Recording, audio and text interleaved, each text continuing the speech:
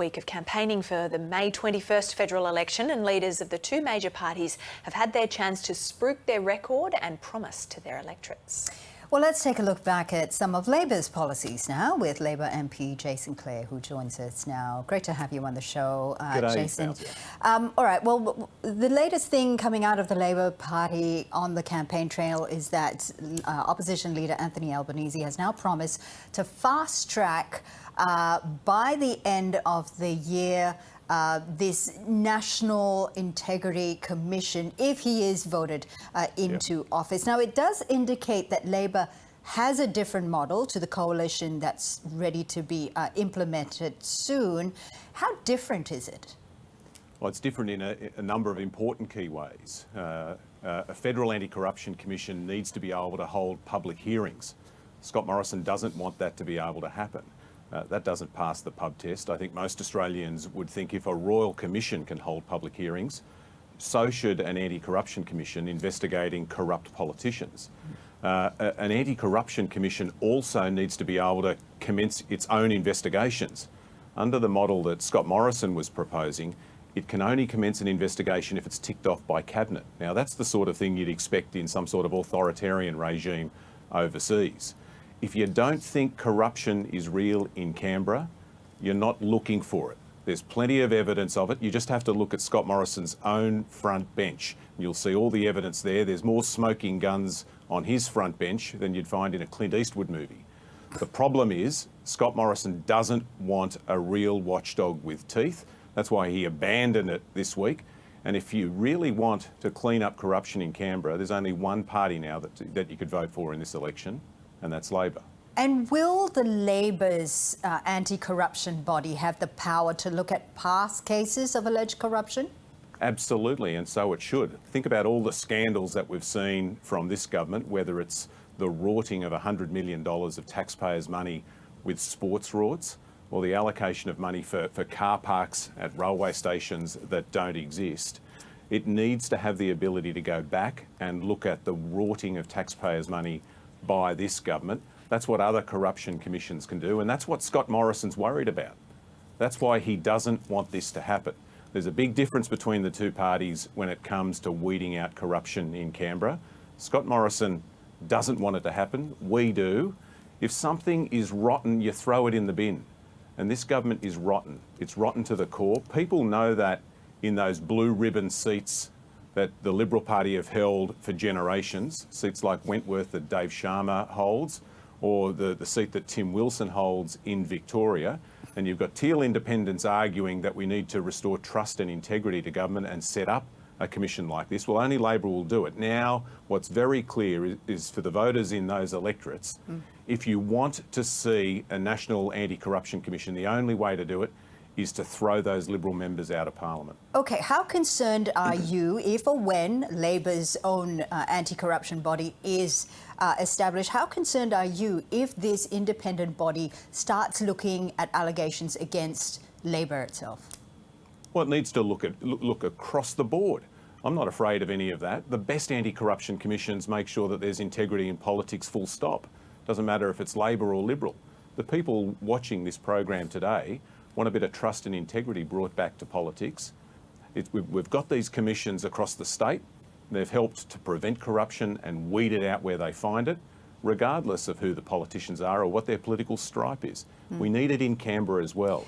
I've got to tell you, Fawziah, when I was the Minister for Home Affairs, I saw corruption with my own eyes. I saw the corruption that was happening at Sydney Airport with baggage handlers bringing drugs into the country.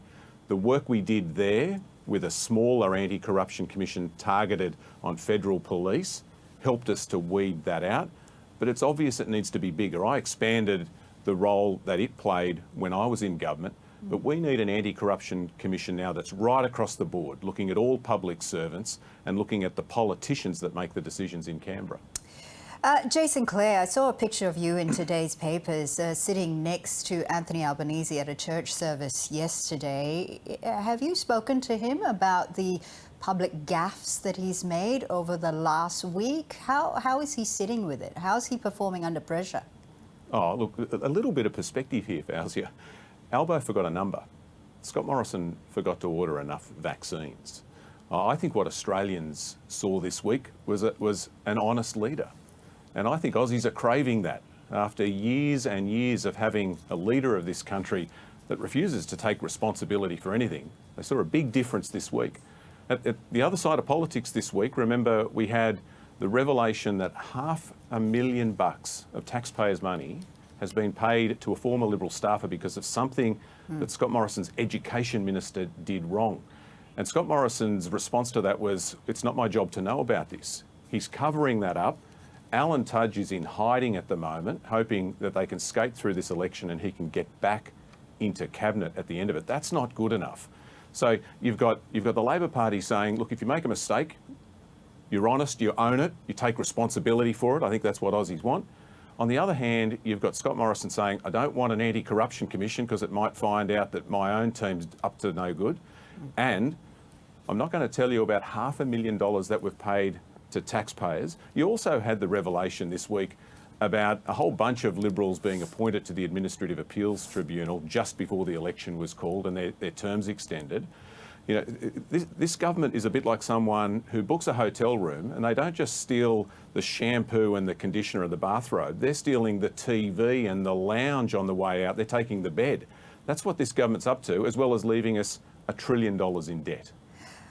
Well, surely you must look back, and some Labor candidates must look back on the first week and the opposition leader's performance in the first week of campaigning and maybe feel a little bit nervous over the public gaps and over the, the fact that Anthony Albanese does seem a little bit nervous, a little bit unsure about some of the policies that he's been asked about in public. Do you think he could be a liability to Labor candidates? No. Fawziah, politics is not a pop quiz. Leadership is not a pop quiz. It's not a game between journalists and opposition about what question you can ask. Leadership is about understanding the big challenges in our community and coming up with ideas to fix them. That's what Albo's proposing. You know, making childcare cheaper, fixing aged care, strengthening Medicare, making it easier to buy a home, setting up an anti-corruption commission to weed out corruption in Canberra. If you want to talk about the week that was, have a look at Scott Morrison's week. You know, covering up $500,000 in taxpayers' money paid out to a Liberal staffer because one of his ministers did something wrong, abandoning a long-held promise to set up an anti-corruption commission. Not just that, he had a senator who had to resign for being a dual citizenship. And today, you've got the New South Wales Liberal Treasurer saying that the Liberal candidate for Warringah should be disendorsed because she's a bigot. And Labor MP Jason Clare, it is fantastic having you on Weekend Breakfast. Thank you so much for taking the time to come to Ultimo to speak with us. Thank you. No worries. Thanks, guys. And we are hoping to hear from a member of the coalition in the next few hours or so.